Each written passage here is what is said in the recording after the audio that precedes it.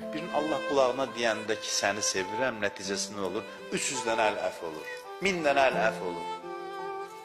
Çünki o sevgisini sənə çatdırdıqca sənin üzrxahlığın çoxalır. Allah birinə deyəndə səni sevirəm, o da onu eşidəndə, bax o minbərdə mənim məqsədim budur ki, Allahın səni sevirəm pıçıltısını çatdıra bilim. Bir adam Allahın səni sevirəm sədasını eşidəndə onda nə hal yaranır? Onda dərhal üzrxahlıq halı yaranır ki, ay Allah necə qarşılıq verim? Ay Allah bağışla, ay Allah məndə ləyaqət yoxdur sevilməyə. Hey başı aşağı düşür olur, əstəğfirullah Rabbi və tuğulə. Ona görə eşqin cavabı istiğfardır. İstiğfardır. Allahın sevgisinin cavabı istiğfardır.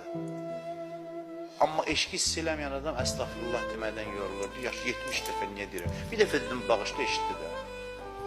Amma bu ürəyi soyumur. Bağışla, bağışla, bağışla.